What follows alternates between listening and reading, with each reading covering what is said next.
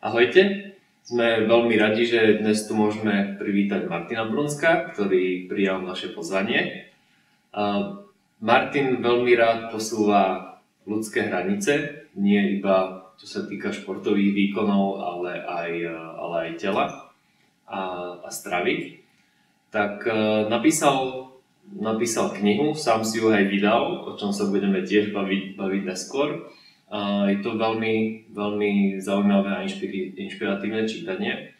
Tak Martin, vítaj u nás, ďakujeme že si prijal pozvanie. Začal by som teda Varšavou, rok 2013. Vieš nám o tom niečo bližšie povedať?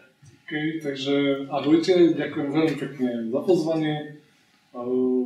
Také organické, náhodné, cítim sa tu veľmi fajn v tomto krásnom prostredí. Začneme teda Varšavou.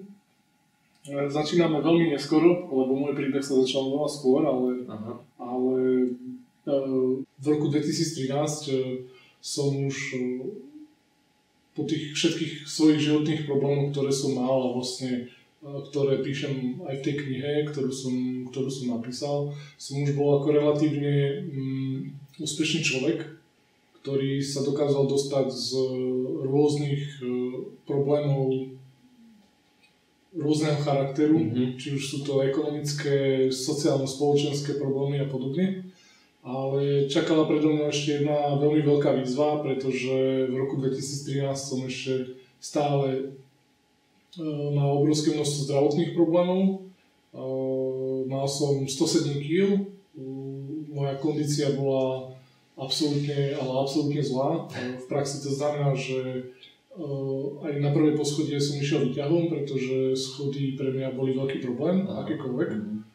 A samozrejme neustále som bol na liekoch, ktoré som bral denne v pomerne veľkom množstve. A toto bola asi taká posledná moja meta vtedy, ktorú som rozhodol, že zmením a že s tým vo svojom živote niečo urobím. To zdravie, tá kondícia, tá celková, taký, Angličania hovoria shape. A jednoducho v roku 2013 som urobil rozhodnutie, ako jedno z mnohých, že to zmením a zmenil som to. Dneska tu sedím ako človek, ktorý má v porovnaní s bežnou spoločnosťou nadpriemernú kondíciu, nemám žiadne zdravotné problémy. Cítim sa skvelé, je mi fajn, nemám 107 kg, to môžeš vidieť. A zmenil som to ako všetky svoje veci vo svojom živote len tým, že som sa rozhodol, že to urobím. A vedel by si bližšie nejak povedať, jak prebiehal ten večer, kedy si spravil to rozhodnutie tam vtedy? Ono to bolo úplne náhodné a pamätám si vlastne slova môjho dobrého kamaráta, ktorý ma pozval do tej Varšavy a išli sme tam na zahraničný seminár. A on povedal asi 2 dní pred tou cestou, že však poďme tam a uvidíme, že možno tam zažijeme niečo úplne iné, na čo tam ideme. Niečo skvelé, niečo fantastické a možno ten seminár ako taký nebude hrať až takú veľkú úlohu. A presne to sa stalo, pretože sme prišli neskoro večer na hotel a po ceste sme sa dohodli s ďalšími ľuďmi, že si sadneme ešte na nejakú večeru. A tam niekde začína aj môj príbeh v knižke, kde práve tým večerným stretnutím vo Varšave v neznámom prostredí s neznámymi ľuďmi, síce tiež Slovákmi, ale reálne som ich nepoznal. A prišla objednávka k stolu. No a všetci si objednali nejaké kličky a nejaké vegánske jedlo a samozrejme ja som si k stolu sadal ako absolútny mäsožravec. Treba povedať, že ja som jedol mäso 3-krát za deň, 7 dní v týždni, 365 dní v roku a jedlo, kde nebolo mäso, som nepovažoval za jedlo. Potreboval som sa niečoho potom najesť. Musel byť nejaký hamburger alebo proste niečo, kde je mäso, nejaký steak. Ináč ako mi to nedávalo tú hodnotu. No oni si objednali nejakú takú misu pre všetkých a čašnička si myslela, že ja som tiež oni. A teda to považoval za nejakú finálnu objednávku a odišla a až tí ľudia si uvedomili, že ja som iný.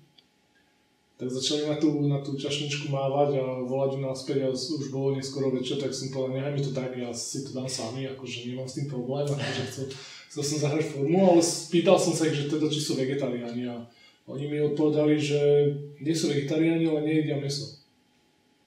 No tam sa presne začala tá úplne bláznivá debata, ktorá trvala niekoľko hodín a môžem povedať, že ja som sa predtým na ľudí, ktorí nejedia mäso, pozeral takú zvláštnou optikou. Ako neodsudzoval som to, ale proste nedáva mi to logiku, prečo to robia. A samozrejme som nejak tak kategoricky odmietal akýkoľvek debaty a teórie na tú tému, keď ma niekto sa snažil presviečať, že nie je z mäso, lebo niečo, proste, lebo nejaký argument. Ale títo ľudia boli fakt, že iní. A podávali mi tie dávky alebo tie informácie v takých dávkach, ktoré som bol schopný akceptovať, ktoré som bol schopný prijať, pretože ma o ničom nepresvedčali. Rozprávali iba svoj názor, rozprávali to, prečo to tak robia, rozprávali to, že v podstate to robia v prvom rade, pretože im to tak viac chutí a dáva im to nejaký vnútorný zmysel a že vôbec nemajú nič proti ľuďom, čo jedia mäso a sami mi mávali na tú čašničku a mohol som si bez problémov pred nimi dať ten steak. A to mi bolo veľmi blízke, ten typ komunikácie a naozaj som sa začal o to všetko zaujímať. Až tá debata skončila a ja som prišiel večer na hotelovú izbu a vôbec sa mi nechcel spať. Len som sedel na posteli a som rozmýšľal nad tým všetkým, čo sa dialo, čo som si vypočul. A vtedy prišlo naozaj jedno silné rozhodnutie, kde ani neviem, akým spôsobom ma napadlo. Ale prišla mi myšlienka a môžem povedať, že to bolo myslím prvýkrát v mojom živote, keď som v absolútnej tme a v absolútnom tichu niekde v neznámom prostredí dokázal počuť hlas svojho tela, pretože som to počul veľmi jasno. Bolo to prvýkrát, alebo... Prvýkrát, čo som si to takto silne uvedomil, čo to vo mne tak silno rezonovalo. A tá myšlienka bola o tom, že čo keď práve to, ako jem a čo jem, stojí za tým, v akej som kondícii a v akom som zdraví. Ty si to tomu nikdy neprikladal? Absolútne. Absolútne. Ako aby ste vedeli, všetci môj štandard bol, nechcem robiť reklamu, ale ísť do drive-u, dať si 4 hamburgery a cestou na diaľnici so zapnutým tempomatom sa najesť. To bol môj proste štandard. Na základe toho, čo sa udialo počas toho rozhovoru, jednoducho som dostal veľmi silnú a intenzívnu myšlienku, že práve toto je strojcom tých všetkých problémov zdravotných a kondičných a že s týmto by som mal nejakým spôsobom narábať. No, tak sa začína ten môj príbeh vo Varšave. No, takže tam si sa tak nejak rozhodol, že prestaneš jesť mäso, alebo obmedzíš mäso, alebo bolo to tak, že tam si sa rozhodol a už si potom nejaké obdobie vôbec mäso nezjedol, alebo... No, pravda je taká, že... Pýtam sa, že veľa ľudí, keď sa pre niečo rozhodne, niekedy má určité ako keby prechodné obdobie, že sa potom ešte k niečomu vráti a takže jak si to mal ty? No ja som to mal tak veľmi zvláštne, pretože ja som zase taký človek, ktorý keď už niečo robím, tak chcem, aby som to robil z nejakého vnútorného presvedčenia, nie pre nejaký trend, že teraz je jeden z trendov je byť vegetarián alebo vegán a chodiť do raw food reštaurácií a robiť to, pretože to je iná, je to nejaká komunita, je to nejaký smer. Toto mne absolútne nedáva žiadnu logiku, byť súčasťou niečoho takéhoto. Ale ako náhle som vtedy urobil rozhodnutie, tak som u seba pozoroval jednu takú vec, že tá chuť na mäso jednoducho u mňa neprichádzala vôbec. Prestalo mi voňať. Veľakrát som zažíval stretnutia s kamošmi, ktorí mi proste chodili so stejkom popolnosť mojim obľúbeným. A som mi to absolútne nič už nerobil. Čiže to, prečo nie je mäso, nie je spôsobené tým, že chcem byť súčasťou nejakej komunity, ale to, že jednoducho to mäso mi prestalo voňať a chutiť. Ale stále, aj keď chodím po mnohých debatách a besedách, úplne otvorene hovorím, ja keď sa zajtra ráno zobudím sa s chuťou na vyprážený rezeň. Nech nikto nepochybuje, že si ten rezeň dám. Lebo len vypočujem proste ten vnútorný hlas. To je super. To je ako veľmi zaujímavé, pretože človek ako si myslím, že dostáva ako signály od tela, ale ako dosť často, ale asi vo väčšine prípadov ich nepočúva. Že je ako zaujímavé, že si to napriek všetkému, že si to vypočul a že si sa preto rozhodol. Ja naozaj neviem, čo sa vtedy stalo, lebo bol to veľmi taký intenzívny zážitok a samozrejme moje signály mi telo dávalo doslova na tony. Ja som v podstate prežil srdcový infarkt, to bolo možno, že silnejší signál už telo nemôže dať. No to áno, to je pravda. A samozrejme mesiac po tom, ako ma pustili z nemocnice, som si zapálil proste cigaretu. A žil som tým životom, ktorý ma do tej tiesne priviedol ako veselo ďalej ešte roky. Takže ja som absolútny a krásny príklad toho, ako nepočúvať signály tela. A to, prečo som sa rozhodol práve vtedy, to už možno bolo na základe toho, že už som bol zvyknutý nejakým spôsobom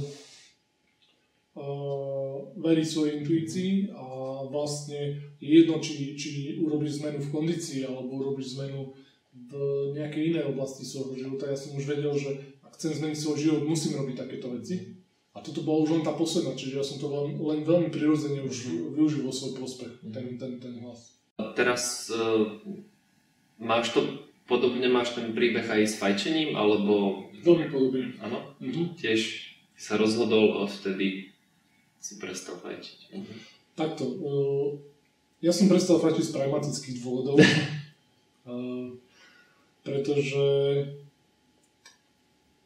ja keď som dával dokopy svoju kondíciu, tak začínal som veľmi pekne to opísané práve aj v tej knižke, keď som si povedal, že teda idem behať, lebo beh bol z môjho pohľadu najjednoduchšia cesta k tomu, ako byť fit, najlacnejšia. A zase som si urobil som rozhodnutie, a učil som sám sebe, že zajtra ráno o 6 pred prácou vstanem a pôjdem behať. Ako ja som o tom rozhodol, ja som o tom už na druhý deň nedebatoval vôbec. Ako sám so sebou. Jasne. Ráno som sa zobudil, bolo 6 hodín, vôbec som nerozmýšľal, či sa mi chce, či sa mi nechce, či je pekné počasie, či je škaredé počasie. Proste obul som si tenisky, proste prezliekol som sa a išiel som behať. Vtip bol v tom, že môj beh trval 100 metrov. A po 100 metroch som zastal a vykašľal som krv. Ešte ďalší taký zaujímavý moment, veľmi som sa hanbil. Pamätám si, ako vytýčil som si cestu, ale na tú cestu bolo jednoducho vidieť ľudia, čo prechádzali okolo, tak videli aj auta, ktoré prechádzali okolo, tak videli, že na tej ceste niekto je. Tak som bežal úplne po tom najkrajnejšom kraji, aby ma čo najmenej bolo vidieť. Proste hanbil som sa za to, že v akej som kondícii, sám pred sebou, ale aj pred ľuďmi. Myslím si, že veľa ľudí, keď uvažuje nad tým, že chce zmeniť svoju kondíciu a rozmýšľajú, že by išli do fitka alebo že by išli behať, tak je to pre nich taký ako keby najťažší moment prekonať to, že prídu do fitka a tam sú všetci úplne super mega namakaní a oni tam proste prídu bez kondície. Ale chcem vlastne všetkým povedať, že nemajte z toho strach, nemajte z toho obavy, pretože každý jeden človek, aj ten najnamakanejší fitness tréner, začínal proste na nejaké nule. A ja som stretol vo svojom živote aj po tej kondičnej stránke ľudí, ktorí mi veľmi pomohli a nesmiali sa mi, že som tučný, že neviem sa na hrazde zvyhnúť. Ale pre nich to bola výzva, že mi pomôžu. A takisto aj pri tom behu, ako to, že som po 100 metroch skončil, to bola pre mňa ďalšia výzva. Ja som sa vydýchal, vykašľal som všetku tú krv, všetky tie hlieny, postavil som sa a išiel som ďalších 100 metrov. Tam sa stalo to isté. Ja som to ráno ubehol asi 350 metrov a prišiel som domov zničený ako z maratónu. Pre mňa to nebol moment, ktorý by ma odradil od toho, ale pre mňa to bol signál, že na druhý deň ráno musím spraviť to isté. A takto som to robil pol roka, až som zistil, že viem zabehnúť bez prestávky 1 km. A to bolo úplne že úžasné.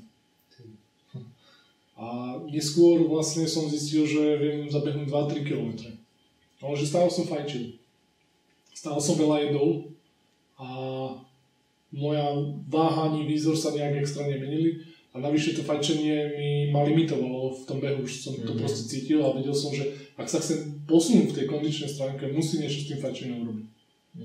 Tak som proste vymazal zo svojej hlavy tie všetky cigarety a pustilo ma to po kondičnej stránke zase ďalej. Čiže ten môj dôvod, prečo som prestal fajčiť, je nie, že by som ja mal niečo proti fajčeniu. Ako robíme vo svojich životoch mnohé veci, ktoré nie sú v nejakom absolútnom štandarde a absolútnom meritku a myslím si, že ani absolútny štandard a nejaké meritko ani neexistuje. Čiže všetko je len v našej hlave, ako to my pripustíme. Či si viem zapáliť dneska cigaretu bez toho, aby som ju vyfajčil bez jednej jedinej výčitky. Akože všetko je v hlave. Akože, ak človek toto nerieši, tak má oveľa väčšiu slobodu v živote. Môj dôvod, prečo som proste odišiel od cigaret, je čisto ten, že som sa chcel posunúť ďalej. Ešte mi povedz, Martin, prosím ťa, pretože ja som mal tiež obdobie, kedy zdravotné dôvody ma dohnali k tomu, že som sa rozhodol vtedy pre radikálnu zmenu stravy. Bolo to spojené s obrovským úbytkom váhy a teda. To moje prostredie na to reagovalo ako veľmi, veľmi zle, čo ja chápem, pretože sa o mňa báli, ale ja som vedel, že tady proste musím, že si cez to chcem ísť a musím ísť a že ja vnútorne viem, že to je pre mňa tá najlepšia cesta a nikto, bol som sám proti, dal by sa povedať, že skoro všetkým, ale vedel som, aj keď to bolo obrovsky náročné psychicky, vedel som, že je to niečo, vlastne, čo chcem spraviť a musím spraviť. Že ty keď si sa rozhodol zmeniť tú stravu a dajme tomu vlastne iba to mäso, keď tak poviem, vyčleniť z jedálnička, že aké bolo reakcie tvojich blízkych a okolie? No, úplne by som povedal, že z môjho pohľadu až brutálne, ale to je možno, že len môj pohľad. Vypočul som si rôzne veci na svoju osobu, čo všetko mi bude, aké všetky diagnózy dostanem, keď nebudem dostávať bielkoviny cez mäso a podobné proste presvedčenia tých ľudí. A samozrejme aj môj scenár bol taký ako tvoj, že ja som schudol za 2 mesiace 33 kg. A musím povedať, že nikomu to neodporúčam, dneska by som to cestou nešiel, ale v podstate bol to nejaký môj momentálny stav, nejaký môj momentálny progres a bolo to dané tým, že ja okrem toho, že som vôbec nejedol mäso, tak som sa rozhodol, že nebudem ani tak často jesť, čiže som mi dal už vtedy výrazne málo. A oproti tomu som sa ešte rozhodol, že začnem trénovať vlastne jeden z najťažších športov na svete, CrossFit. A trénoval som ho pomerne intenzívne a poctivo pod vedením trénera. A toto všetko sa tak nejak spájalo, že som uberal z tej stravy, ale zároveň som mal pomerne tvrdé kondičné tréningy, čiže preto tá váha išla tak rýchlo a veľmi, veľmi dole. Samozrejme, moje telo nevyzeralo vtedy dobre, pretože tá koža keď je obrovská, pretože ja som mal takéto brucho pred sebou, čo mi vyhovovalo, pretože som si vedel dať plechovku piva na to kukatelku, čo bolo úplne pecka, lebo som mal dve ruky voľné a mohol som si proste prepínať. To bol môj typ myslenia vtedy. Vôbec mi nevadilo, že si neviem zaviazať kvôli tomu bruchu šmurky na topánkach, ale to je podľa mňa úplne v pohode, pretože to bol môj vtedajší typ myslenia, pokiaľ som s tým bol OK, tak myslím si, že to je OK. A keď som sa rozhodol to zmeniť, tak som to zmenil radikálne a tá koža jednoducho sa nestihala nejakým spôsobom tak zmenšovať, ako som sa ja vnútorne zmenšoval. A tým pádom som nevyzeral dobre. Hlavne som mal veľké podľatiny, alebo v podstate vysela mi koža na tvári a to bol samozrejme pre mnohých ľudí v mojom okolí taký argument, že pozri sa, nejdeš dobrou cestou, lebo sa pozri na seba. som to veľmi, veľmi elegantne riešil vtedy, pretože ja som vedel, že veľmi veľa ľudí, keď sú na nejakej ceste a jedno, či tá cesta je úplne tá najsprávnejšia alebo nie je až tak ideálna, ale rozhodli sa niekde smerovať, tak jednoducho prestanú, zídu z tej cesty, pretože tlak okolia A ja som veľmi dobre vedel, že musím niečo s tým tlakom proste robiť, musím s tým tlakom nejakým spôsobom pracovať. No a tak som si povedal, fajn, ako nevyzerám dobre, tak idem s tým niečo robiť a rozhodol som sa, že najlepšie ako vypnúť tú kožu, aby sa zase dostala do normálu, je nejaký tréning s tou tvárou a vygooglil som si niečo o tvárovej gymnastike. Povedal som si, že idem do toho, že to je môj smer. No a vedel som, že výsledky budem mať len vtedy, keď budem zase pravidelne a intenzívne cvičiť. A tu sa opäť prejavil ten môj typ myslenia, že keď ja som jednoducho sa rozhodol, že idem do toho, tak som vedel, že to nemôžem urobiť raz, dvakrát, že to musím urobiť pravidelne. A vtedy mnohí ľudia mi hovoria argumenty, že oni by robili, ale nemajú čas. To je výhovorka. To nie je argument. To je obyčajná výhovorka. Keďže ja som bol vtedy veľmi pracovne zaneprázdnený a nemal som reálne času na zvyš, ale zároveň som chcel na sebe pracovať, tak som si našiel nejakú pozíciu, kde budem teda tú tvárovú gymnastiku proste robiť. A napadlo ma, že veľmi veľa času trávim v aute, kde len sedím, ruky na volante a môžem niečo počúvať, ale môžem aj cvičiť tvárovú gymnastiku.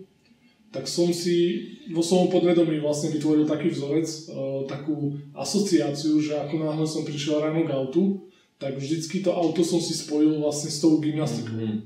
Čiže pre mňa, ja som si zautomatizoval ten proces, že pre mňa bolo sadnutie do auta vlastne priamo spojené s tvárovou gymnastikou. A kým som šoféroval, tak som cvičil. Hej. A samozrejme, každý, kto pozná cvičenie mimických svalov, tak vie, že to je celkom zaujímavý proces, pretože človek sa musí... Som sa chcel na to zrovna opýtať, no, že jak to vyzerá. Samozrejme, ja som takto šoféroval za chvíľku a cvičil som. Až stojím na križovatke, vedľa mňa autobus, som si cvičil, pozriem na tých ľudí a celý autobus proste na mňa pozeral. A že čo stváram v tom aute, lebo mysleli si v prvom rade asi, že som dostal nejaký záchvat, lebo to nevyzerá dobre, ale v zásade toto je cesta k výsledku akémukoľvek. Proste nájsť si nejakú svoju pozíciu, urobiť rozhodnutie a nedať priestor výhovorkám. Včera celú cestu sem do Prahy som napríklad si znova cvičil tú tvárovú gymnastiku. Bol som vo výhode, lebo išiel som po tme. Nikto ma nevidel, ale občas, už aj keď to možno tak až nepotrebujem, ale veľmi rád proste sa vraciam k tým veciam, ktoré som robil a už nerobím. Jasne. Jak by si vedel prosím ťa ešte zaradiť a do nejakej časovej osy, poviem príklad, to rozhodnutie nejesť mäso, začínanie behania a potom keď tak aj cvičiť a jak bola na tom aj ako tak nejak váha, že jak to postupne išlo, v akých rozmedziach, mesiacov alebo rokov? No ako som spomínal, ja som v podstate mal 107 kg a dal som za 2,5 mesiaca 33 kg dole, čiže ja som v podstate sa veľmi rýchlo dostal na 80 kg, síce s ovisnutou kožou, ale zbavil som sa všetkých tých tukových zásob, ktoré som mal, ktoré som budoval vlastne celý svoj život. A tu treba povedať, veľa ľudí si to neuvedomuje, že ako náhle vidíte tuk na svojom bruchu, to je len špička ľadovca. To je signál, že tukom sú obalené všetky vnútorné orgány, pretože ten tuk narastá znútra vonku. Ako náhle má niekto tuk na bruchu, tak má tuk na srdci, tak má tuk na pečení, tak má tuk proste na obličkách. A ja si pamätám ten moment, keď mi prišlo veľmi zle na žalúdok a bolo to 3 dní pred tou cestou do Varšavy. A jeden môj veľmi dobrý kamarát, známy doktor, ktorého som oslovil, aby mi pomohol, pretože ja som mal taký stav žalúdočný, mal som také bolesti, že by som nebol schopný absolvovať tú cestu. Poprosil som ho, nech mi proste dá nejakú liečbu alebo nech mi nejakým spôsobom pomôže. A samozrejme prvé, čo urobil, tak ma poslal na sono celej brušnej dutiny. A keď mi ten pán z toho sona dal vlastne ten papierik s tým diagnostickým záverom, tak musím povedať úplne otvorené, že som sa hábil cestou k doktorovi, keď som tam čítal, že pečenie obalené tukom. Proste všetky vnútorné orgány obalené tukom. Všade písal ten doktor, že to mám obalené tukom, že tam mám proste tukové obaly na tých vnútorných orgánoch. Otázka je, v akej kondícii môže byť ten vnútorný orgán, keď je v takomto stave. Ja neviem, v akej kondícii. Nie som doktor, ale odpoveď si možno každý poslucháč alebo divák môže dať vlastnú. Čiže myslím si, že ja som sa veľmi rýchlo pozbavoval vlastne tých tukových zásob a ten skok bol možno rýchly a tvrdý, trval 2,5 mesiaca, 2,5 mesiaca. Už potom som si tú váhu vlastne držal relatívne stabilnú až do teraz, kde mám stále trošku pod 80 kg. Dobre Martin, povedz nám teda, jak si sa teda rozhodol cvičiť, aký to bol cvik a jak ten prvý prebiehal? Dneska na toto obdobie veľmi rád spomínam, pretože mám napriek tomu utrpeniu, čo som zažil, veľmi, veľmi pekné spomienky na to obdobie. Ono totiž to bolo to tak, že keď som už dokázal zabehnúť bez prestávky asi 3 km, tak moje okolie mi proste strašne fandilo. Hovorili, ako je to obrovská vzdialenosť, akú mám super kondíciu. 5 km. Čo ma samozrejme poriadne vyhecovalo a cítil som sa, že som absolútne mega total fit športovec. A raz keď som sa vracal vlastne zo služobnej cesty k nám domov do Banskej Bystrice, tak som videl pred vstupom do Banskej Bystrice billboard s reklamou na Centrum funkčného tréningu. Tak som si to doma vygooglil a našiel som si tú webku. A bolo mi to veľmi sympatické, lebo bolo to všetko také industriálne, také tvrdé, nebolo to s nejakými strojmi, cvičilo sa proste s rôznym náradím a nahrazde a prišlo mi to tak veľmi súčasné a ako celkom fajn nápad. Tak som jedného dňa zavolal na to číslo a dohodol som si tréning skupinový, prišiel som raz večer na tréning. A ten príbeh presne opisujem aj v knihe, kde ma privítal chalanisko v šiltovke, proste strašný nakáč a každého nového člena privítal a predstavil pred ostatnými, čo mi prišlo veľmi sympatické, pretože som sa okamžite cítil veľmi príjemne. A samozrejme ma vyspovedal, aké mám problémy, proste ako som na to, aby vedel, čo so mnou môže cvičiť, čo so mnou nemôže cvičiť, čo mi bolo tiež veľmi sympatické a považoval som to za super, pretože vo fitku to je aj tak každému jedno a okamžite už pri prvom stretnutí som cítil taký veľmi osobný prístup toho človeka.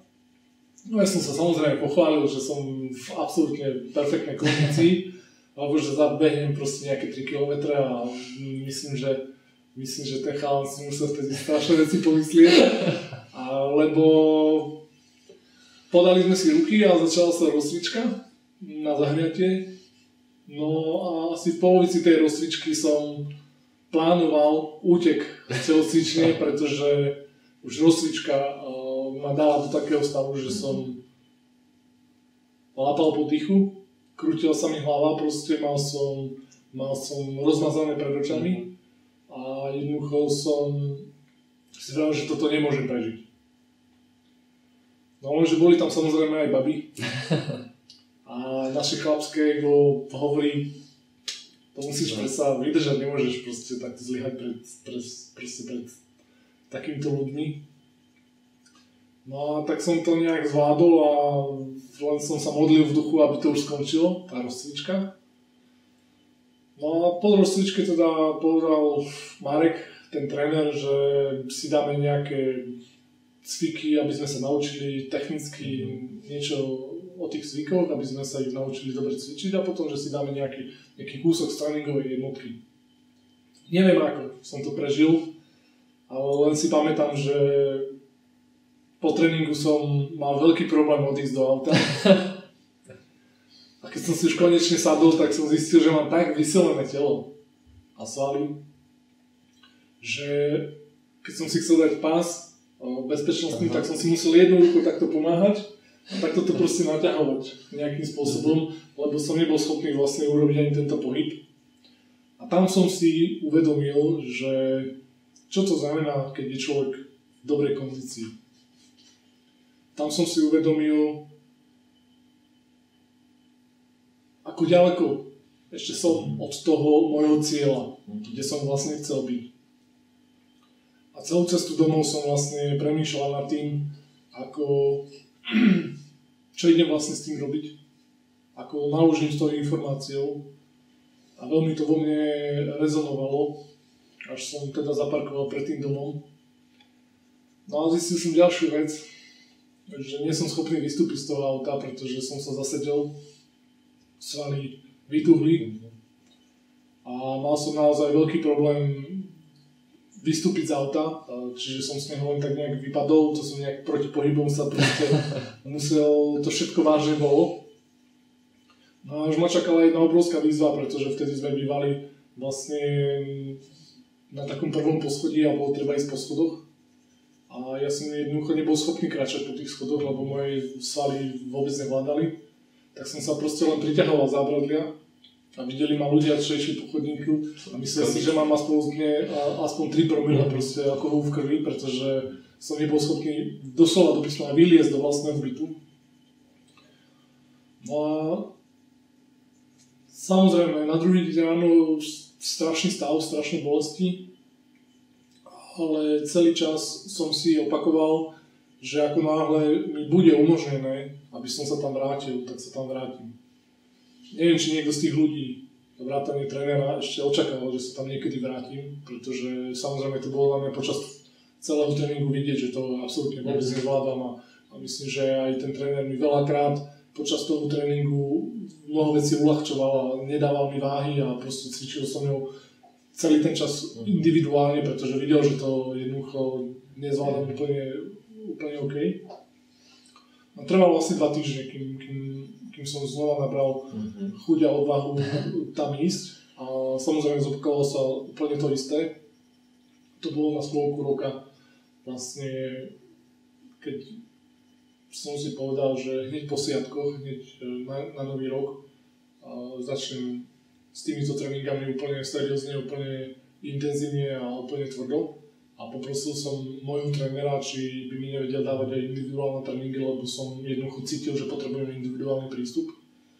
No ale samozrejme prijal túto ponuku a odvtedy sa stal môjim nielen trénerom, ale aj osobným priateľom. A je to naozaj úžasný človek práve preto, že nemal predsudky voči človeku, ktorý je tučný a bez kondície. A bola to naopak pre neho výzva. A úprimne pracoval so mnou s cieľom pomôcť mi, čo je z ľudského hľadiska úplne niekde inde oproti tým fitness štandardom. Do tohto vlastne, jak zapadá do tohto časového príbehu tá myšlienka, že jak si znovu si popisoval, jak ti prišiel taký vlastne signál od tela skúsiť na deň vynechať stravu. Kedy to bolo asi približne od tej, jak si začal cvičiť? To bolo všetko úplne súčasné. To bolo otázka niekoľkých dní a týždňov, kedy jednoducho som svoje okolie šokoval tým, že nejdem jesť mäso a potom som ho násobne šokoval tým, že som dostal nápad, že nejdem jeden deň jesť. To bolo samozrejme, to boli pre moje okolie absolútne brutálne informácie, ale ja som ako keby znova počul ten svoj vnútorný hlas a on mi len hovoril, že vyskúšaj to, však čo sa stane, nič sa nestane, alebo proste zistiť, čo sa stane. No a samozrejme nestalo sa nič, ja som celý deň nejedol a efekt neprišiel absolútne žiadny, okrem jedného jediného. Ja som prvýkrát v živote nemal celý deň chuť na jedlo. Nemyslím chuť, že fyzickú chuť, ale nemyslel som na jedlo v myšlienkach. išiel som s kolegami na obed a ja som si proste nedal obed. Oni jedli a ja som sa na to jedlo pozeral a som na to nič nerobil. A dal som si jednoduchú kávu. A to bol pre mňa taký veľmi zásadný a zlomový moment, pretože som si uvedomil, že ono není tak dôležité, že či sa stane nejaký efekt vonkajší, ale veľa dôležitejšie bolo pre mňa ten fakt, že som dokázal úplne prirodzene vynechať na jeden deň stravu zo svojho života. A tu opäť môžem povedať, že je to veľmi veľký rozdiel medzi tým, čo ľudia robia cez nejaké hladovky, že oni nejedia, ale proste si to jedlo odopierajú. Oni majú chuť, ale natvrdo nejedia. Toto ja nikdy v živote neurobím. Nikdy. Myslím si, že to je obyčajné týranie, z môjho pohľadu. Môžem sa myliť, nemusíte so mnou súhlasiť, ale z môjho pohľadu je to absolútne týranie. Nejem len vtedy, keď nemám myšlienky na jedlo. To, že som ich prestal, tie myšlienky mať čím ďalej, tým častejšie, to už je iná otázka. A vždy, keď mám chuť na jedlo, tak sa proste najem. Keď mám chuť si zapáliť cigaretku, tak si proste zapálim. Keď mám chuť dať si nejaké víno, tak si proste dám to víno. Keď budem mať zajtra chuť na rezeň, ako som spomínal, tak si jednoducho ten rezeň dám. To je obrovský filozofický rozdiel. V tom je obrovský rozdiel v myslení, v tom, čo sa odohráva v hlave človeka. Ľudia proste držia nejaké hladovky a oni trpia, oni zároveň trpia. Lenže oni trpia nielen na také vonkajšej úrovni, ale aj na bunkovej úrovni. Trpí ich telo, ich orgány trpia. Čiže toto ja nikdy v živote by som neurobil, to nikomu neodporúčam, nemôžem to nikomu odporúčiť. Myslím si, že to nie je v poriadku. No a pre mňa to bol veľmi zásadný moment, keď som jednoducho bol bez jedla a bol som bez jedla úplne v pohode. Tak som si povedal, že to budem nejakým spôsobom pozorovať na sebe a skúmať to a vyskúšam to samozrejme ešte niekoľkokrát. Až som to takto testoval niekoľko dní a týždňov, som si v podstate to jedlo vynechával na ten jeden deň, až potom ma napadlo, že skús nie jesť 2 dní. V tom týždni a uvidíš, čo sa stane, tak som si povedal, že skúsim rovno 2 dní po sebe. Samozrejme nestalo sa absolútne nič. Až na jeden moment, že 2 dní po sebe som nemal myšlienky v jedle, vôbec to so mnou nerezonovalo, vôbec mi nešla chuť na nič a bol som úplne v pohode. No tak to nejak pokračovalo, až som sa dostal k nejakým 3 dňom, 4 dňom po sebe, keď som nejedol. A tam môžem povedať, že okrem toho, že som nemal žiadne myšlienky na jedlo, tak som začínal prvýkrát cítiť taký nejaký efekt. A ten efekt bol na, by som povedal, skôr energetickej úrovni. Veľa ľudí mi hovorí, alebo myslí si, že keď nejem 4 dní, že musím niekde sedieť v kúte izby a sejvovať svoju energiu, lebo proste nič nevydávať, ale presný opak je pravdou. Odrazu som mal obrovské množstvo energie, stále som chodil na tréningy. Stále som vlastne si plnil pracovné povinnosti, chodil som na dlhé služobné cesty. Kdežto predtým, keď som jedol, tak som zo služobnej cesty večer o 10. prišiel úplne rozbitý, bol som schopný si dať akorát tak sprchu a ísť do postele. Teraz som prišiel z tej istej služobnej cesty o 10. o 11. večer a cítil som sa totálne sviežo. Mal som energiu, mal som chuť pracovať, bol som aj myšlienkovo, mal som myšlienkovú sviežosť, že som nebol rozbitý, ale cítil som sa perfektne aj fyzicky. No a to bol pre mňa veľmi taký zlomový moment v tom vnímaní tej reality a toho, čo je pravda, čo nie je pravda, alebo toho, o čom ľudia sú presvedčení a o čom ľudia už presvedčení nie sú. Samozrejme, opäť som bol konfrontovaný s nejakým okolím a s nejakými obmedzujúcimi presvedčeniami tých ľudí vlastne, kde som samozrejme naše okolie nám vytvára nejakú pravdu, ktorej my prirodzene chceme veriť a veríme a ja som bez toho, aby som vyriekol jedno jediné slovo, vlastne som tú pravdu hackol. A tu som prvýkrát v živote zažil zhruba asi ako sa cíti človek inej farby pleti alebo inej sexuálnej orientácie, pretože zrazu som bol iný voči spoločnosti a ľudia začali na mňa útočiť. Začali ma odsudzovať, začali ma posudzovať, začali mi nadávať, začali ma zosmiešňovať. Hoci som nikdy nikoho nenahováral na svoju filozofiu, nikdy nikoho som nepresvedčal o ničom, ale som sa sám v tichosti stal iným človekom a už to bol neprekonateľný problém pre spoločnosť. To áno, pretože vlastne okrem nejakého konsenzusu, že musíme zomrieť, tak asi druhý najsilnejší je, že musíme jesť. A vlastne to, keď je ľuďom zobrané, ľudia majú v súčasnosti vo zvyku si jedlom proste nahrádzať nejaké prázdno a jedia z nudy a teda. A vlastne tento tvoj počin ich ako keby v odzokách skoro ohrozilo nejak na nejakom, že jak sa to deje, tak si myslím, že preto takto spôsobili takéto výrazné reakcie v spoločnosti. Určite, preto ja vlastne celý tento moment komunikujem veľmi, veľmi zmierlivo a v podstate v takom tóne, ako žijem aj celý svoj život, pretože ak chce niekto fajčiť 2 krabičky denne a je s tým on sám OK, verte mi, ja som s tým OK. Ak chce niekto proste nemať kondíciu, chce byť proste obezný a nechce sa na sebe pracovať a je s tým OK, verte mi, podľa mňa je to OK. Ja s tým nemám najmenší problém a vážim si každého jedného človeka bez ohľadu na to, aké on má zvyky a presvedčenia, pretože každý ich máme iné. A keď sa pozrieme na to globálne, vlastne na tento celý svet, to by bolo úplne šialené, keby sme mali všetci jeden názor, keby sme mali všetci jeden smer. Ja si myslím, že svet by skolaboval práve, že my sme odkazaní na to, aby sme boli názorovo rozdielni, aby sme boli myšlienkovo rozdielni. A to, čo robím ja, nemusí predsa robiť už nikto iný na svete. Je to len moje osobné presvedčenie, je to moja osobná pravda. Ak som ja s tým OK, tak si prajem, aby aj ostatní ľudia s tým boli OK. Lebo vtedy je to OK. Jasne. Martin, jak si? Keď si začal, vlastne boli dní po sebe, keď si nejedol, zároveň si cvičil, jak si to vnímal? Už si spomenul, že lepšie ti hlava fungovala, fyzička. A mal si nejaký teda aj úbytok váhy, alebo si to nejak nevážil? Alebo...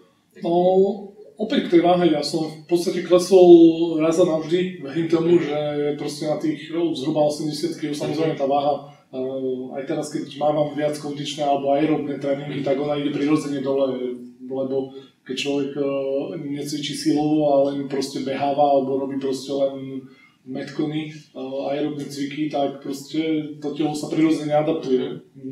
Uberá zo svalov, lebo sa chce prirodzene odľahčiť. A zase keď mám viac silovejšie tréningy, tak sa to znova vracia nejakým smerom.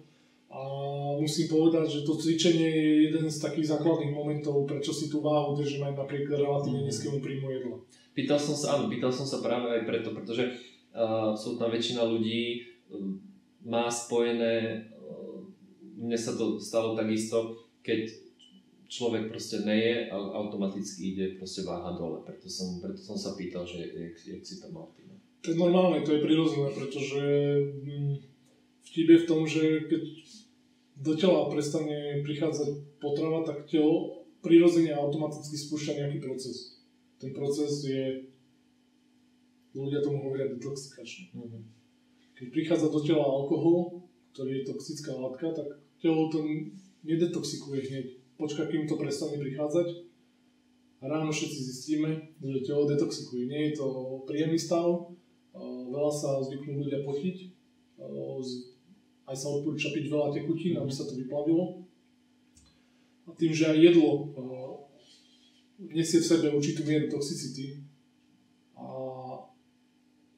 opäť nemusíte sa mnou súhlasiť, ale jedlo v hypermarketoch už na 100% nesie v sebe pomerne vysokú mieru toxicity,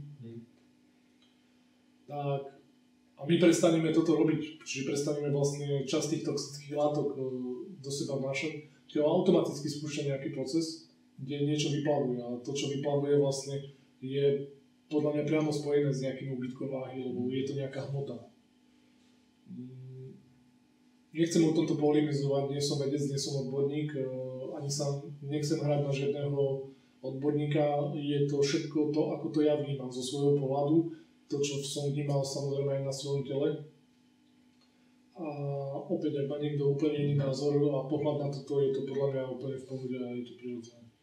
Ja si váhu držím hlavne pravidelným cvičením. To je to, čo som si povedal. Ty si v knižke veľmi pekne popísal, že nech sa ťa ľudia pýtali, ako odkiaľ bereš energiu, musíš predsa brať energiu, kalórie a teda, že a ty si tam napísal, že teba vlastne práve dobíja to cvičenie. Že ty ako keby naberáš energiu z toho, práve z toho cvičenia. Ja to nazývam tzv. Prázdne otázky, pretože ľudia sa pýtajú na niečo, čo je aj tak vo všeobecnosti prezentované. Sú doslova ľudové porekadlá, ktoré hovoria, že idem sa nabiť na slnku. Je to tak strašne staré a je to tak strašne zaužívané, že to až zľudovelo. A ľudia to bežne používajú a sami vnútorne tomu neveria. A jediný rozdiel medzi tými ľuďmi a mnou je v tom, že ja reálne tomu porekadlu verím. Nič viac, nič menej.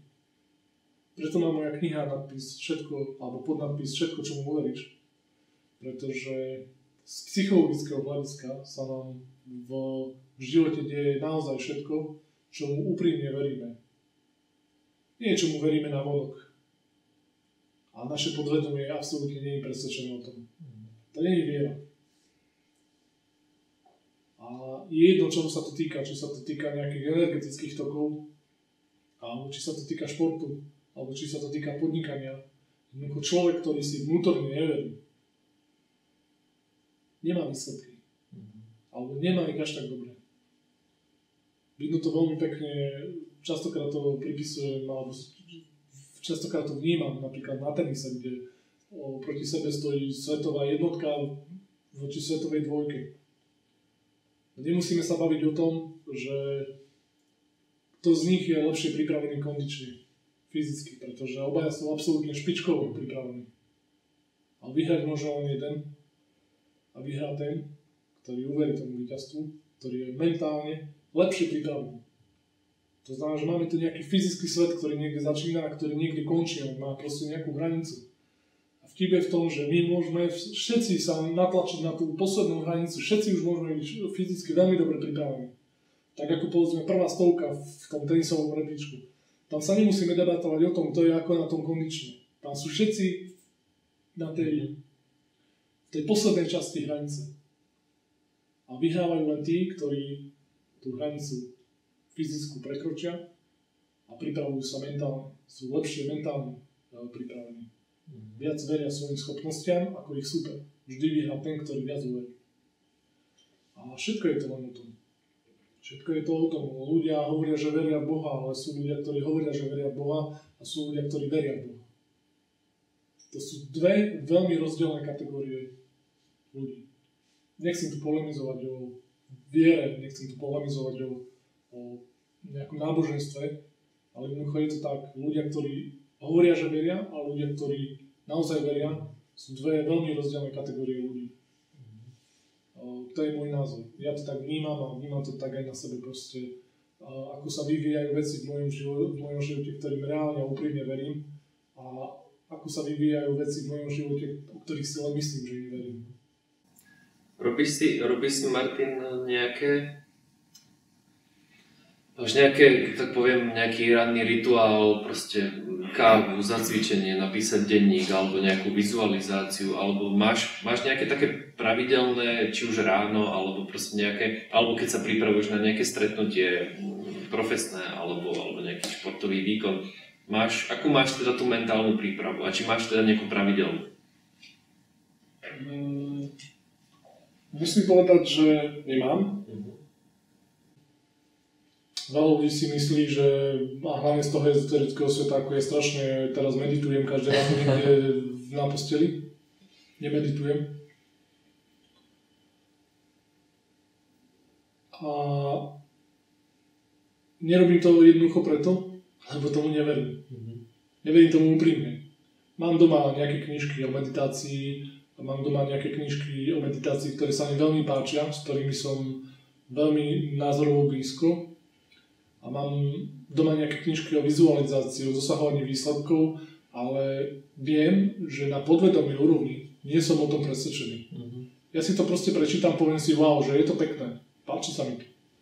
Ale nerobím to, pretože nie som o tom absolútne presvedčený a robím to, o čom som presvedčený. A ja som presvedčený jednoducho viac o svojej vlastnej intuícii. To znamená, že keď idem na nejaké stretnutie, vždy si len poviem, to stretnutie dopadne určite dobre. Jednoducho ja tam na to stretnutie idem s tým, aby dopadlo dobre. Si očakávaš pozitívne nejaký výsledok.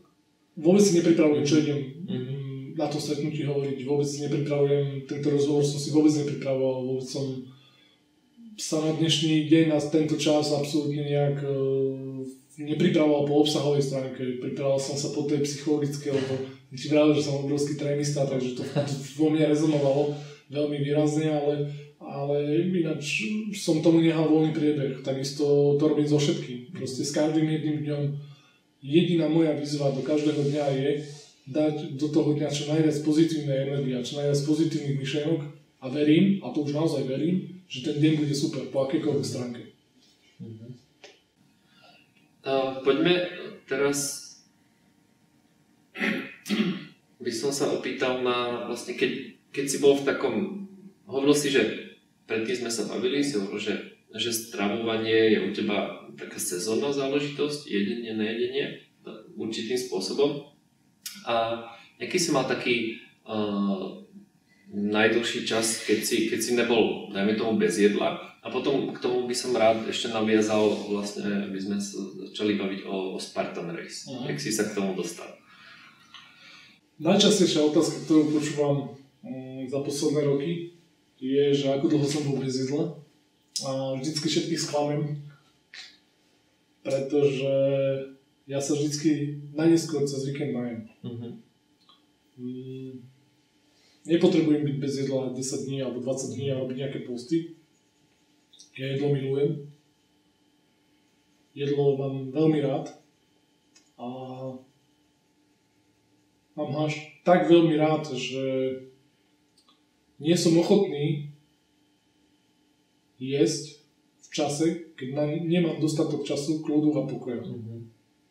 A to je dôvod, prečo povedzme väčšinou v týždni nejem, pretože v týždni pracujem, cestujem, keď som na cestách nejedávam vôbec, lebo nemám vtedy priestor taký, ako chcem ja vnútorný, na to, aby som vzdal vlastne tú vďaku tomu jedlu, takým spôsobom, akým chcem a niečo zjedol, pretože predtým som to robil tak a vidím to v mnohých príkladoch, v mnohých firmách, v mnohých denných režimoch, kde ľudia cez obednú prestávku utekajú, majú 30-45 minút na to, aby sa najedli, tak utekajú do vlastnej reštiky, dajú si tam nejaké menu. Oni to jedlo nezjedia. Oni vyklopia obsah taniera do žalúdka. Pozor, to nie je jedenie. To je obrovský rozdiel. Jedenie je podľa mňa filozofia. Jedenie je podľa mňa životná filozofia. Ak niekto je len preto, aby si naplnil proste túto časť tela nejakou hmotou, tak to nemôže fungovať. Proste nemôže. Čiže ja je vtedy, keď cítim, že nemám stres, nemám podvedomý stres, že mám pomerne veľa času, že mi nezazvoní telefón, že som úplne v kľude, že proste mám náladu, že zhoda okolností, lebo je pekné počasie, proste mám fajn náladu a vymyslím si nejaké svoje obľúbené jedlo a viem mu venovať dostatočné množstvo času. Vtedy prichádza ten čas, keď sa najem. Máš to taký, dalo by sa povedať niečo ako taký rituál, alebo také... Áno. Ale väčšinou to vznikne cez víkend, alebo keď mám voľno, čiže keď sú nejaké sviatky, a preto nemám nejaký stanovený režim, že teraz jem proste vtedy, keď jesť chcem. To vôbec neriešim. A keď mám chuť a keď je na to príležitosť, a samozrejme je to pre mňa určite nejaký rituál, tak ako je rituál dať si kávu s cigaretkou a proste byť myšlienkovo úplne mimo tejto planety, tak aj toto je pre mňa určitá forma rituálu a určitá forma ako keby aj relaxu a také pohody. A jednoducho, ak to nemám toto vytvorené, takúto podmienku, tak tá chuť na jedlo ani nepríde. Proste to telo už vie, že proste jednoducho sa prepne do iného režimu a v funguje v inom režime a som s tým úplne v pohode. Čiže keď si sa pýtal na ten Spartan alebo vlastne na tie kondičné veci, tak to je ďalšia možno veľmi taká kontroverzná vec alebo otázka, keď samozrejme veľa športovcov nie len, že pravidelne je, ale ešte počas toho procesu tréningového si vlastne dáva nejaké výživové doplnky. Čo ja samozrejme nerobím, ale nerobím to preto, že by som to odsudzoval alebo nejakým spôsobom kritizoval, ale nerobím to preto, lebo to nie je moje úprimné presvedčenie. Jednoducho ja tým výživovým doplnkom na podvedomej úrovni neverím. Tí ľudia, ktorí tým doplnkom veria úprimne na podvedomej úrovni, tým to bude fungovať na 100%. Mám mnoho kamarátov a veľmi dobrých kamarátov, ktorí proste fungujú na výživových doplnkoch, trénujú intenzívne, dávajú si rôzne suplementy a ak im to funguje, ak sú oni s tým OK, tak ja som s tým OK. Ale jednoducho ja som väčšinu svojich Spartan raceov prešiel s tým, že som 3 dní až týždeň pred pretekmi nejedol vôbec. Vedel by si iba v krátkosti, pretože ja som ten názov tiež vtedy počul prvýkrát v tvojej knižke, iba v krátkosti povedať, čo je vlastne Spartan Race. Spartan Race vymysleli ako všetko v Amerike. Skupina úžasných ľudí, ktorí sa rozhodli, že si vytvoria nejakú vlastnú prekážkovú trať, ktorej dajú nejaké parametre, nejakú formu, aby si tak medzi sebou otestovali nejakú kondíciu. Tak samozrejme je tu nejaký odborník na Spartan Race a vidí, že sa mýlim, tak akože berem na seba a môžem sa mýliť, ale takto ten príbeh zhruba ja poznám. A vlastne vznikli nejaké preteky pre bežných ľudí a tie preteky v podstate sú pomerne náročné. Je to jedna možno z najextrémnejších bežeckých súťaží na svete, najtvrdších, najťažších. Beží sa v podstate v nejakom prírodnom hornatom horskom profile. Beží sa dĺžka trate, o ktorej ty nevieš dopredu, aká bude reálne dlhá, vieš, aká bude najmenej dlhá. Ten beh je vlastne kombinovaný s fyzicky náročnými prekážkami a opäť ty nevieš, koľko ich bude skutočne, ty vieš, koľko ich bude minimálne, tých prekážok. A celková filozofia týchto pretekov je, že aby ľudia nadobudli také nejaké osobné sebavedomie, že niečo prekonali, niečo, čo si v prvom rade o sebe mysleli, že nedokážu a dokážu to. A pokiaľ poznám chalanov a ľudí z toho zákulisia tých pretekov, s ktorými som sa rozprával, a bolo mi to veľmi sympatické, že to tak prezentovali, že vlastne to nie je o tom, že aby teraz kto vyhrá a kto nevyhrá. Tam vyhrá každý jeden, ktorému sa podarí prísť do cieľa, ale má to jeden zázračný a fantastický efekt. Že naozaj to povedomie o našej výkonnosti, o našich schopnostiach sa u toho človeka, ktorý príde do cieľa, výrazným spôsobom posunie smerom dopredu.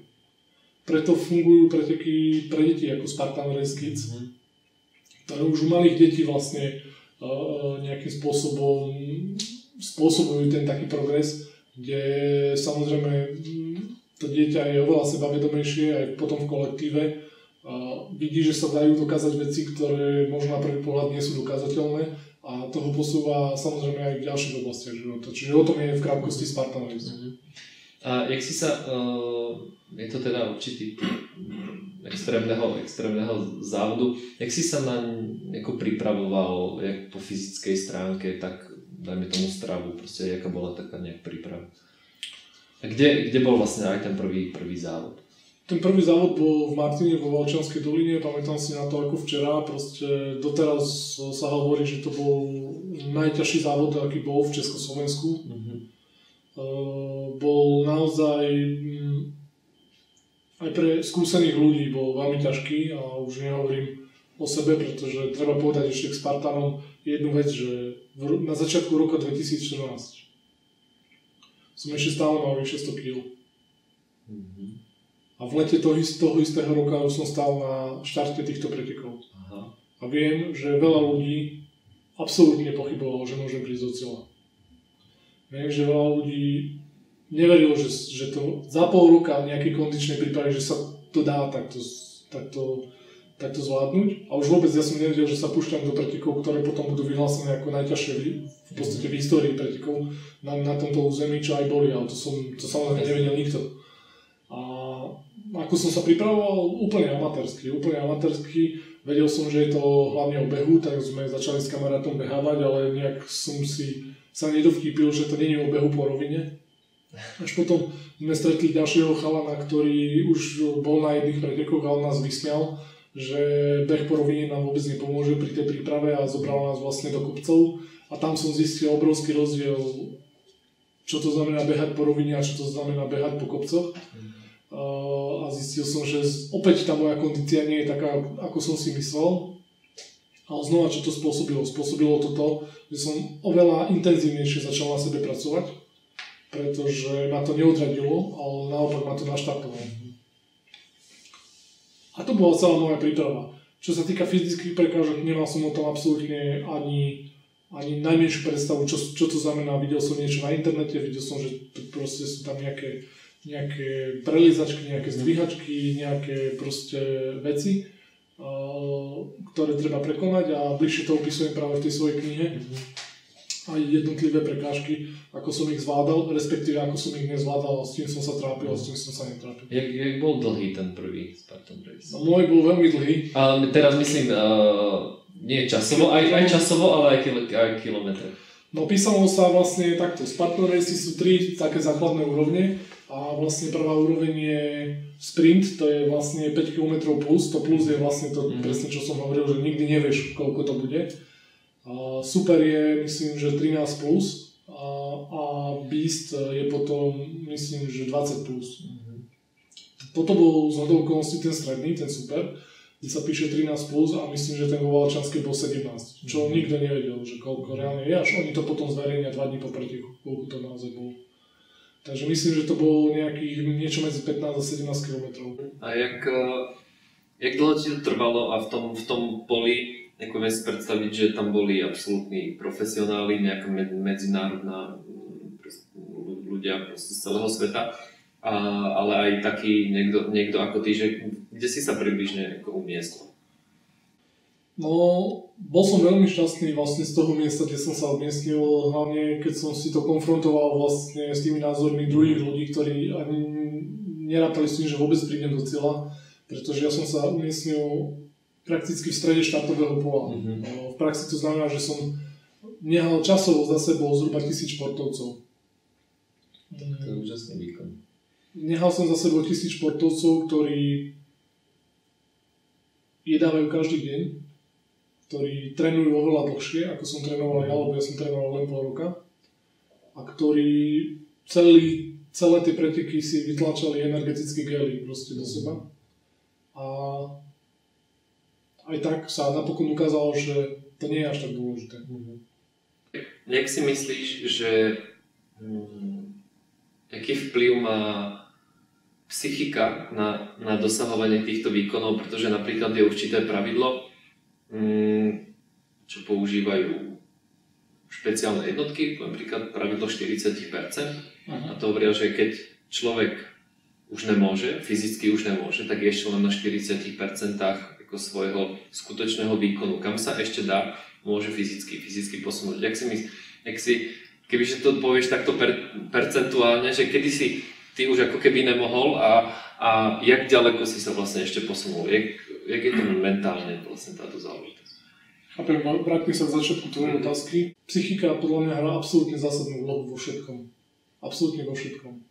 Hrá zásadnú úlohu v dosahovaní výsledkov v podnikaní, hrá zásadnú úlohu v dosahovaní výsledkov v športe, hrá zásadnú úlohu v dosahovaní výsledkov pri liečbe nejakej choroby. Tá psychická kondícia je jedna z najdôležitejších vecí v celom našom živote. A veľmi pekne som to videl práve aj na tých pretekoch, ktoré zastihli aj dlhoročných športovcov, mentálne nie úplne pripravených, keď ľudia jednoducho sa opúšťali. nevládali a namiesto toho, aby sa vykašľali na to, že nevládzu, tak oni začali hodnotiť, v akej kvalite je trať, že je tam strašne veľa kopcov, že je tam príliš veľa vody, že prečo striekajú na nás proste studenú vodu tí organizátori, lebo to je súčasť pretekov, prečo je tam tak veľa prekážok, prečo je to tak dlhé, prečo a stále sa utápali v tom proste svete tých výčitiek a vlastne sa oslabovali. Ja som to robil úplne inak, pretože ja som veľmi dobre vedel, že nie som fyzicky pripravený na tie preteky a veľmi dobre som vedel, že ak chcem prejsť vlastne do cieľa, musím to zvládnuť hlavne cez tú psychiku.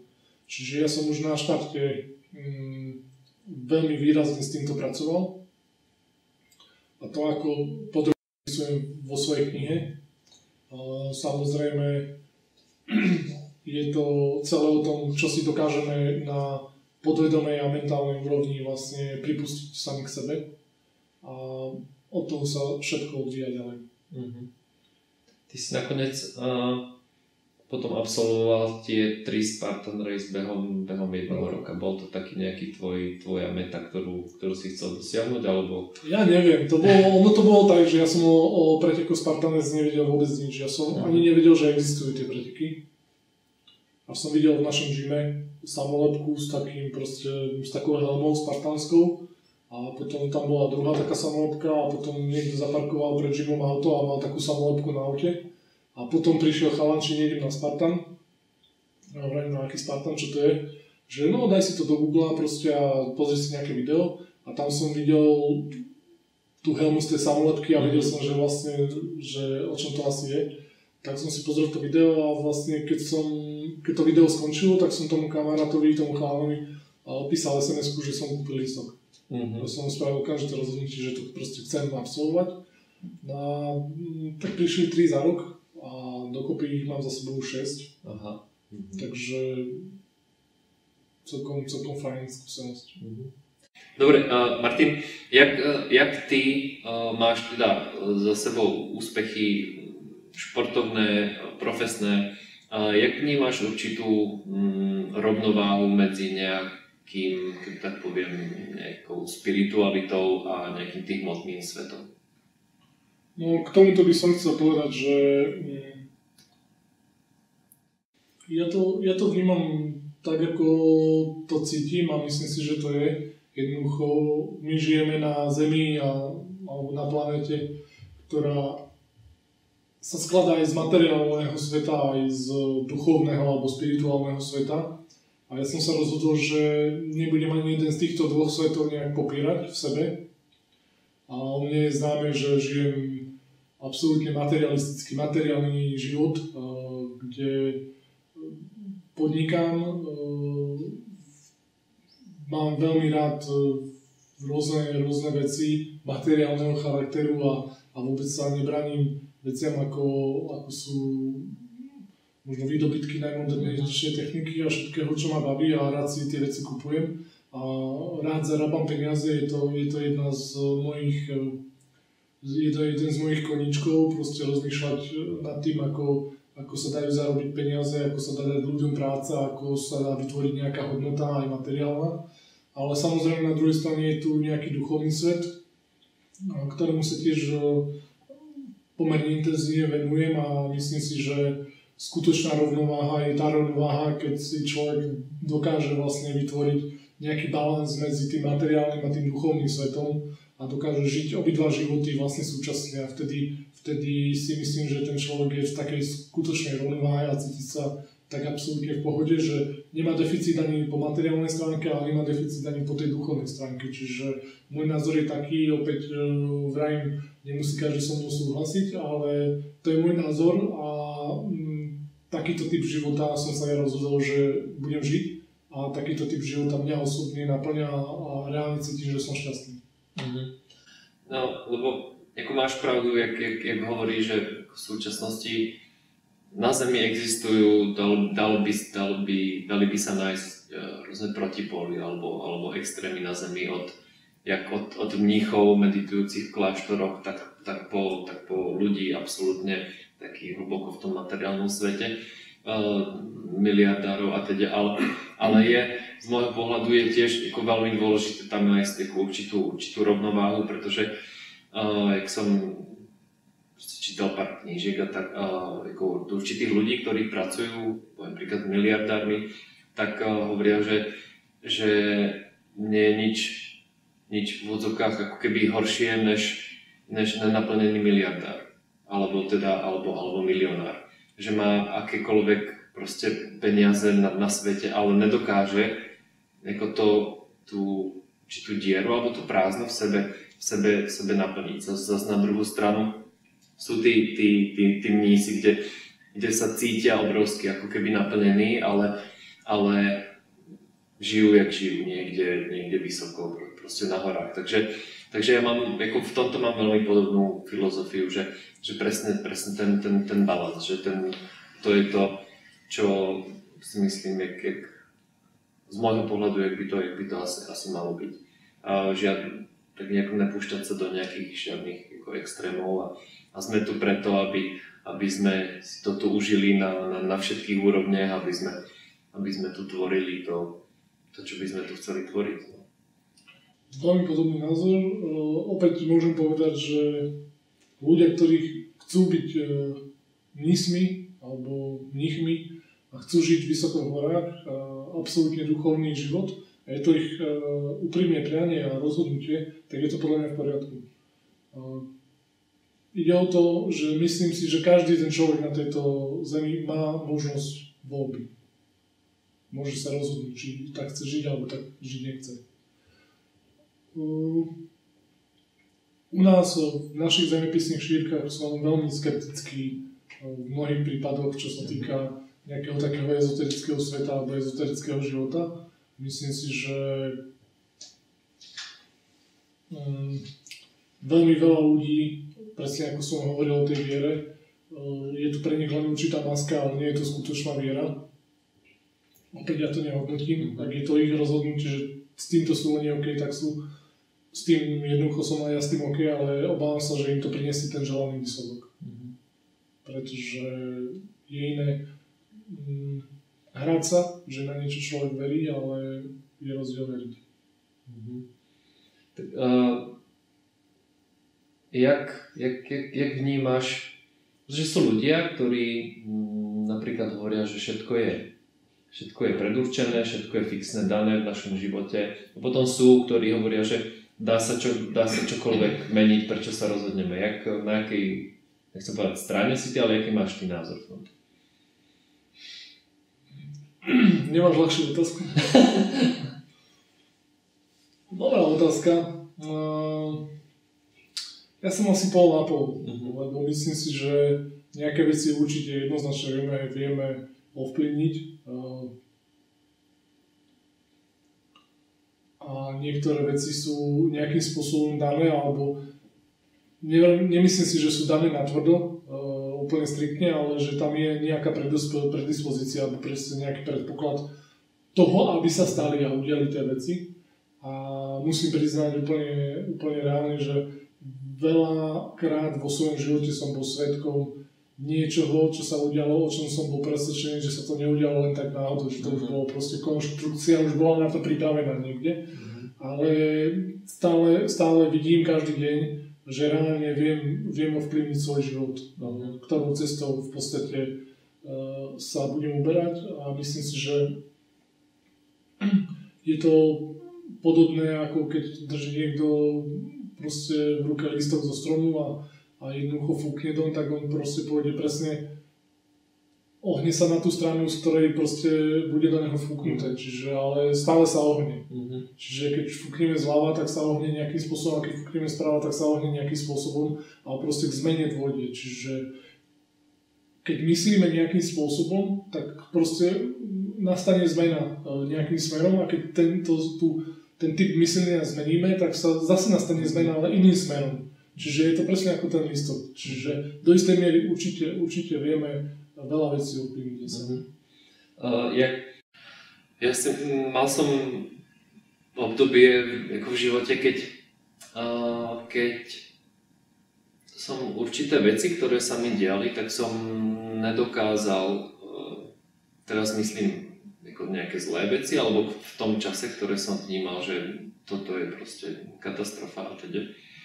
a ako vždy ako s odstupom potom času, niekedy to bolo 2 dní, niekedy to boli 2 mesiace, niekedy to boli fakt roky, že som prišiel vlastne až po čase na to, že to bolo ako veľmi dobrá vec, že sa mi vlastne stala. Ako máš ty nejaké takéto, ako spomínaš si na nejaké takéto veci, že čo si hovoril, tak to je zlé, ale potom si vlastne zistil, že si za to vďačný? Samozrejme, môžem povedať, že u väčšiny vecí, čo sa mi stali a považoval som ich tú chvíľu za zlé, tak dneska im ďakujem a môžem povedať, že to, že niekoľko rokov dozadu som bol na absolútnom dne, aj finančnom, aj sociálnom, aj kondičnom, aj zdravotnom, tak dneska môžem byť za to vďačný, že sa mi to stalo. A myslím si, že dneska práve tá situácia som ja spravila úplne iného človeka. A keby sa mi nestalo to, čo sa mi stalo, keby som nežil ten zlý život, ten život na tom dne, tak dneska určite nie som tým človekom, ktorým som dneska. Takže určite. Drvivú väčšinu vecí vo svojom živote, ktoré sa udiali a v tú chvíľu som ich bral negatívne a v tú chvíľu aj moje okolie bralo negatívne, sa napokon ich hodnotím ako pozitívne. Čo ma ako privádza aj k tvojej knižke, ktorú si napísal a sám si vydal. Možno na tomu ako povedať ten krátky príbeh, jak to začalo a jak to vlastne prebiehalo. No, tak ako sa začal môj život meniť nejakým spôsobom, určite to malo aj nejaký vplyv na môj typ myslenia a na tom, ako uvažujem a vlastne na tom, ako myslím. A jednoducho samozrejme tie zmeny prichádzali veľmi rýchlo a boli dosť radikálne a môžem povedať, že to bolo pomerne turbulentné obdobie. A jednoducho jeden deň som dostal nápad, že by bolo možno fajn, keby som ten príbeh niekde napísal, pretože by som mohol možno inšpirovať a motivovať aj iných ľudí. A knižka mi prišla ako najvhodnejší spôsob, ako šíriť nejakú informáciu. Tak som si povedal, že to skúsim napísať. Ako hovorí môj ocino, veľmi, veľmi často mi rezonuje ten jeho výrok v hlave, že jeho vôbec, alebo neprekvapuje ho až tak, že nejem alebo jem málo, ale o to viac zošokuje, že som napísal knihu. Pretože môj vzťah ku knihám a k čítaniu bol absolútne odmietavý už od detstva. Tak vždycky na to spomíname. Tak jednoducho, jeden deň som urobil rozhodnutie ako akékoľvek iné, že idem písať a začal som písať. Boli to len spontánne myšlienky, vôbec som sa nezameriaval na nejaký koncept, na nejakú koncepciu a vôbec som sa nesnažil zo seba urobiť spisovateľa, jednoducho som písal tak, ako mi to prišlo. Až o pár mesiacov neskôr vznikol nejaký materiál, ktorý mal hlavu, mal petu, proste mal nejaký logický priebeh, mal nejakú dynamiku a povedal som si, že idem na to. Oslovím všetky vydavateľstva v Československu a ja to vydám. A samozrejme zistil som, že to nikto nechce vydať. Ten môj rukopis a 90% vydavateľstiev mi ani neposlalo odpoveď. A tých zvyšných 10% mi napísalo sumár dôvodov, prečo tú knihu nevydajú. A samozrejme jeden z hlavných bol, že ma nikto nepozná, príliš kontroverzná téma a podobne. Ale opäť, a to je to jeden z hlavných odkazov vlastne, ktorý chcem ľuďom nejakým spôsobom dostať, je, že keď vám povie niekto nie vo vašom živote, je to tá najlepšia správa, ktorú ste mohli zostať. Pretože všetci mi povedali nie. Spôsobilo to to, že 2 roky neskôr som spolumajiteľom vlastného knižného vydavateľstva. To nie, ktoré mi ľudia povedali, môže za to, že dneska mám vlastné knižné vydavateľstvo. Keby ma vtedy niekto vydal, tak vôbec nerozmýšľam nad tým, ako vydať knihu svojpomocne, vôbec by som nemal tie kontakty, nemal by som to know-how a tie iné veci, ktoré by ma neskôr priviedli vlastne k rozhodnutiu, že som pripravený vlastniť alebo založiť vydavateľstvo. Čiže ja som vďačný za každé jedno nie, ktoré mi bolo povedané v roku 2014. Kniha vyšla, v roku 2015 sa stala jedna z najpredávanejších na slovenskom trhu. Teda v top 10 najpredávanejších kníh na slovenskom trhu. A to ma ďalej len nejakým spôsobom uistilo a presvedčilo, že som sa vybral správnou cestou a že malo zmysel písať. Že malo zmysel písať amatérsky. Že malo zmysel na nič sa nehrať a písať úprimne. Že malo zmysel písať úplne jednoducho. Lebo vidím, že tie spätné väzby od čitateľov sú úžasné, je slabé slovo. Nepoznám slovo, ktorým by som to pomenoval. Veľmi rád píšem s ľuďmi, veľmi rád im odpovedám na ich otázky a vidím, že tie reakcie na knihu sú fakt veľmi dobré. Ty vlastne aj máš teraz po našom rozhovore nejakú akciu v knihkupectve? Vieš, nie, je tam čisto pracovne, skôr to vydavateľstvo, ale čo by som chcel možno povedať, že píšem druhú knihu. Je to voľné pokračovanie tej prvej, vlastne je to opäť sa v tej knihe vraciam do svojho života, opäť sa vraciam na to samotné dno, len ten môj príbeh popisujem znova, len z inej strany. A kdežto pri živote bez jedla sa venujem viac športu, viac fyzickej aj mentálnej kondícii. V tejto novej knižke sa budem venovať viac tým podnikateľským zručnostiam a vlastne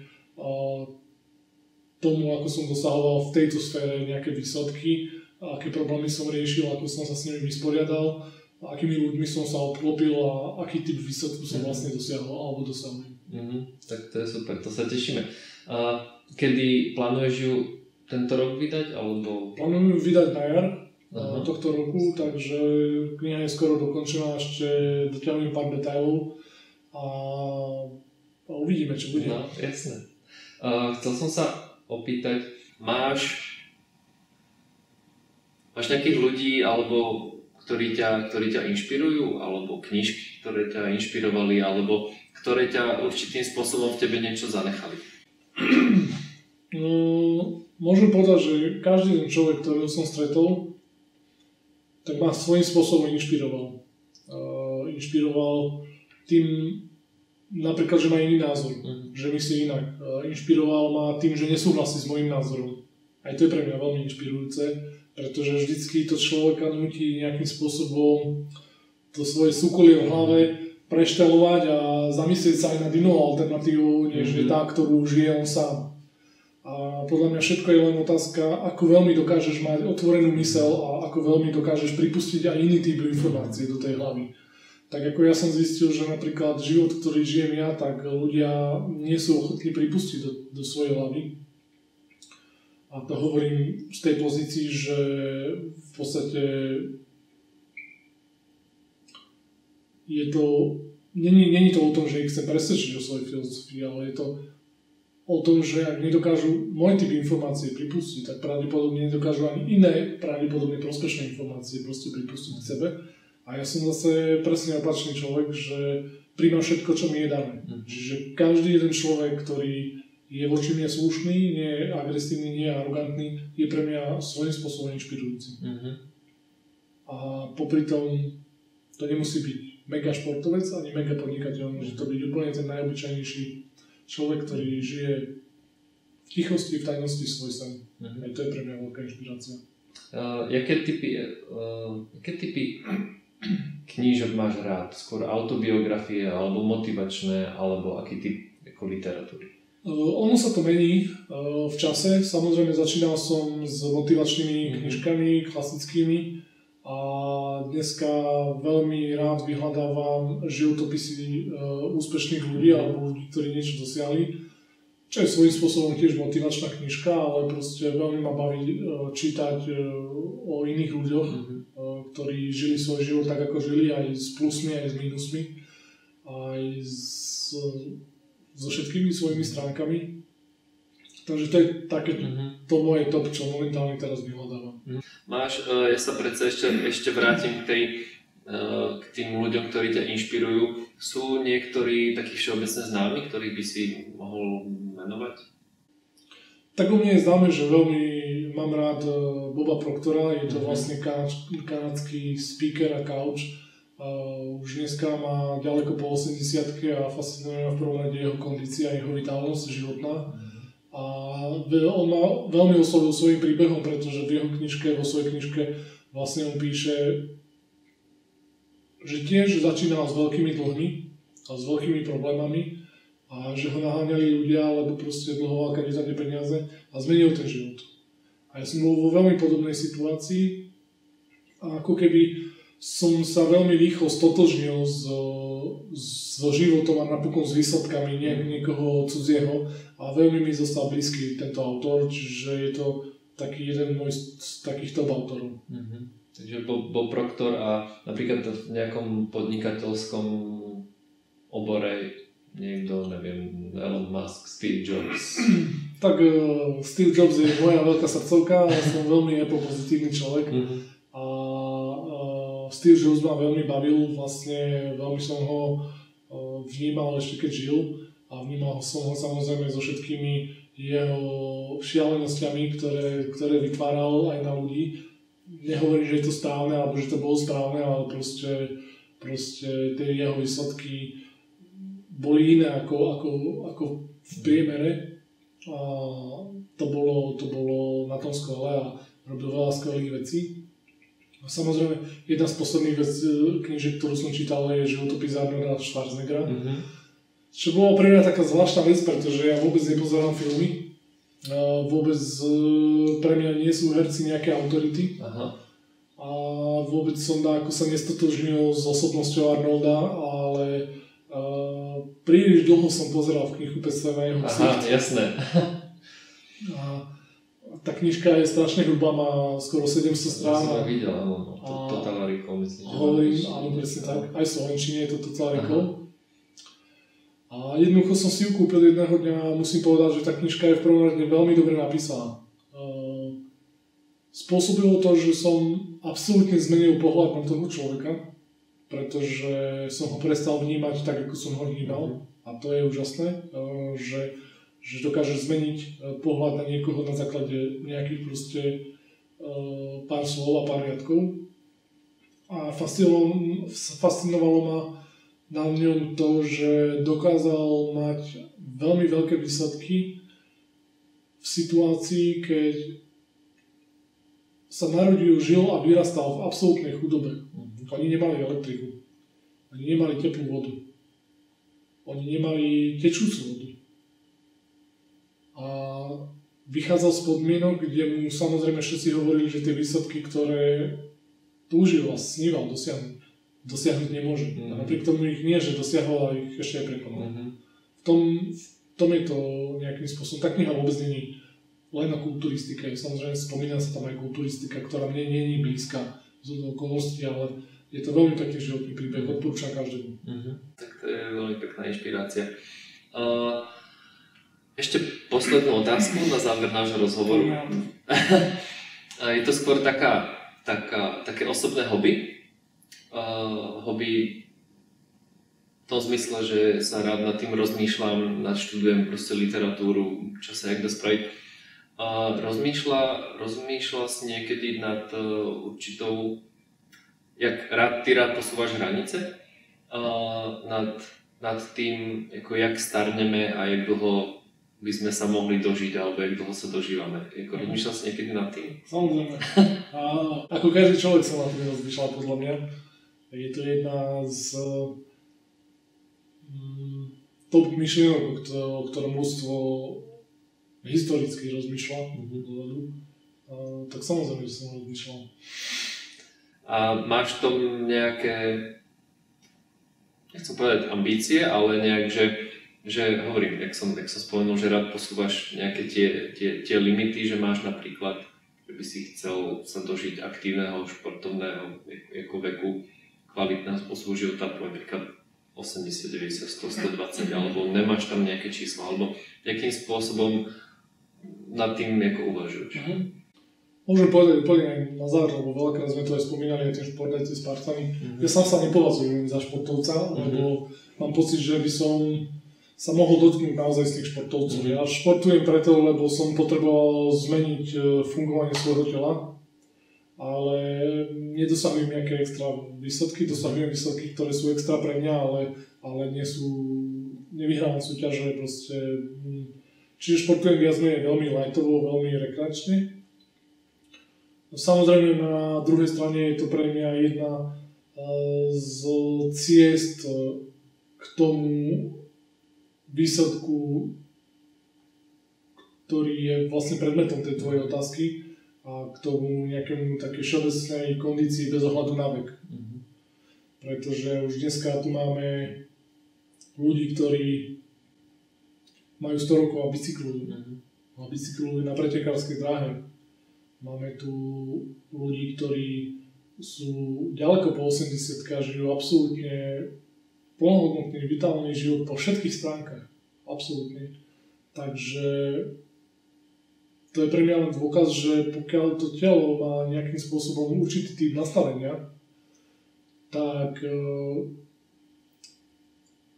tá staroba nemusí nastať, povedzme, v nejakom konkrétnom veku, na ktorý sme zvyknutí, a môže nastať oveľa neskôr.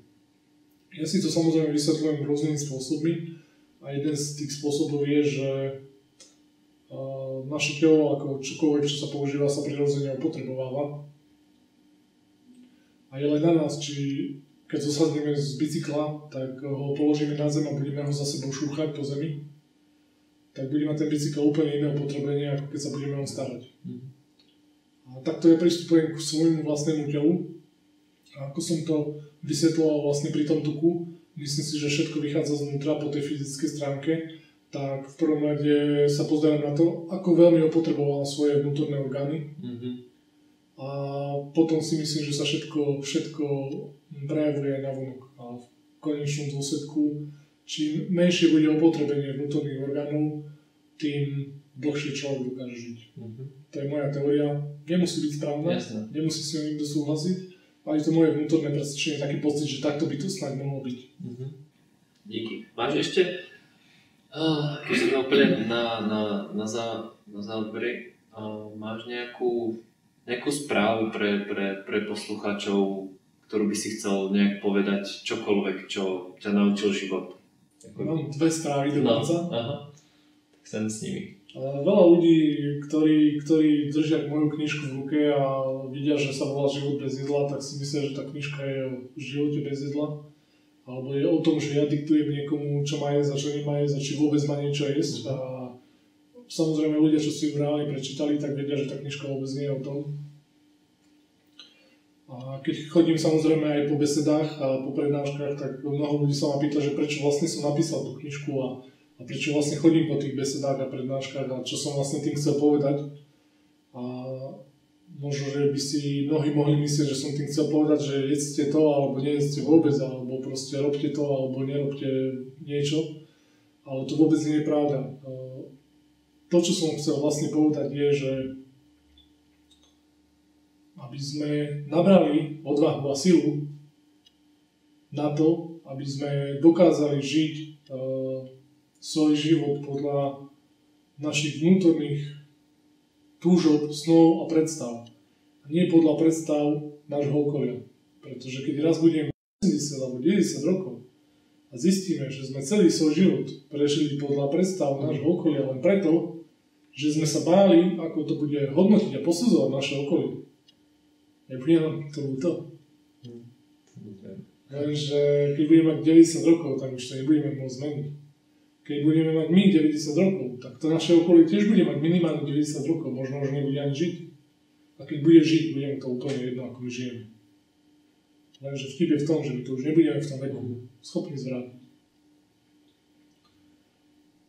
Ten môj odkaz je, aby sme žili svoj sen, svoje túžby a svoje predstavy teraz, keď sme na vrchole svojich síl. A aby to bol v prvom rade náš život, ktorý chceme žiť.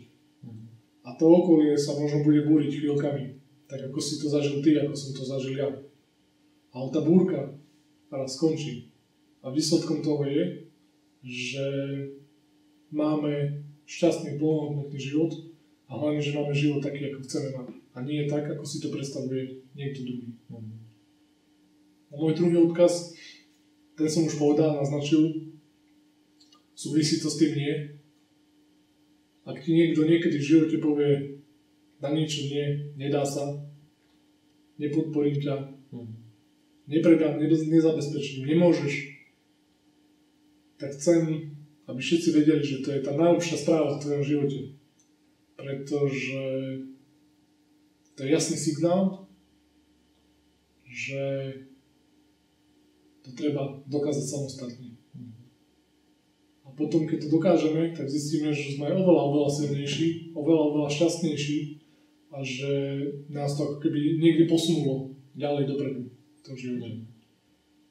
Takže asi toľko moje dva odkazy. No, tak tomu už není iba čo dodať, iba že s tým súhlasím a ďakujem za rozhovor, Martin, bolo to super. Ďakujem tebe. Díky. Ďakujem. Čau. Čau.